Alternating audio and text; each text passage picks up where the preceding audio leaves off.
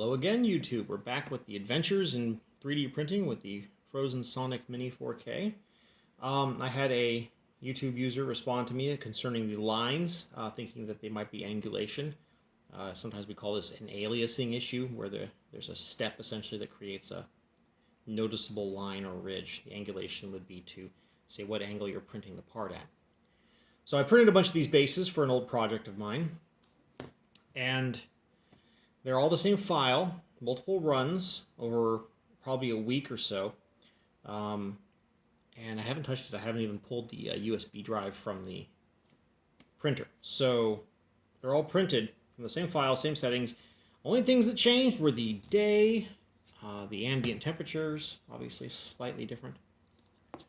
So the initial print run all showed a nice strong aliasing line, assuming that this potato camera of mine can show it to you. All right, they all have it in the same spot. This is the bottom because of the support markings there, okay? So they all have it in the same spot. It's exactly the same spot, even though they're all lined up across the build plate in a line, all right? So we know that this line is consistent. So, however, later prints do not show that, all right? There are no lines at all in this print. It's perfect. And this one has lines, but it's displacement lines. What those are, I mean, there's no lines over here, but there's noticeable lines further on in that, if I can get it to show properly.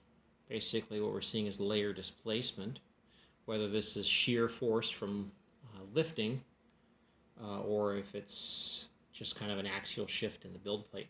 It's hard to say, but yeah, there is layer shift, if you will. All right, now this one, perfectly fine. So you see, it's not angulation that's causing the lines. There's either a defect in the motion of the x-axis, where either peel force is high enough, that despite the fact that I have the bolts tightened as far as I can tell, that there is in fact some motion in the z-axis such that the build plate may be displacing if the peel force gets too high. Again, because the difference here, we're just talking temperature. Even though we're in a temperature-controlled environment, ambient outdoor temperature does affect indoor temperature, and I am near a window, so there is some of that involved, despite the fact that my unit does get quite warm. Either way, we have a situation where you have some that work and some that don't. And the question is then, what's causing it? If it's not angulation, if there's a peel force problem, or if there's a z-axis problem. And today I just took a look at my splines, and I noticed a little bit of dirt at what appears to be a line height. But, you know, if that was the dirt that was causing it, then this one should have the line in the same spot.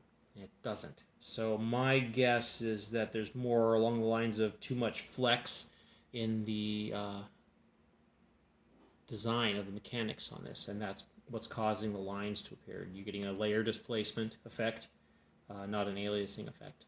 It's caused by on days when the peel force is high enough that it will create a layer shift. This one even has two lines, all right?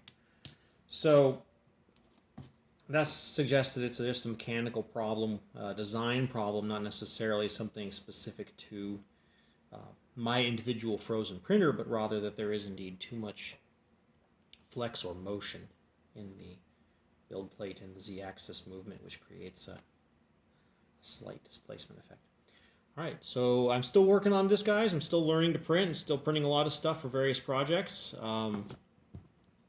Still trying to figure out warping. There's a little warp there from curing. I do water cure now, which keeps them somewhat flexible, but I have to do the old Forge World technique in order to actually get them flat, like these older ones, nice and flat, where I have to put them into boiling water until they completely soften and all the internal tension in the matrix of the resin is relaxed. And then what I do is I put them into the right shape, and once I have them clamped like that, I drop them into ice water real fast. In fact, I have to keep them in moving them back into the boiling water as I have things, as I'm working on the clamping solution. And then as soon as I got everything fixed properly, I put it in the boiling water, let it sit again, and then move it right to the ice bath for it shocks the system, and it puts the surface back into a permanent state of warpage. Otherwise, they'll just rewarp over time. So anyways, lines. Not necessarily angulation, but it's often a common problem. In this case, I'm thinking it's simply layer displacement caused by motion in the mechanics of the machine as it's printing. Because it's not always there and it's not always in the same place. Even on a file that has all the same settings and has been unchanged and has been printed on multiple occasions in multiple days with differing results. So if you guys have any questions, just let me know.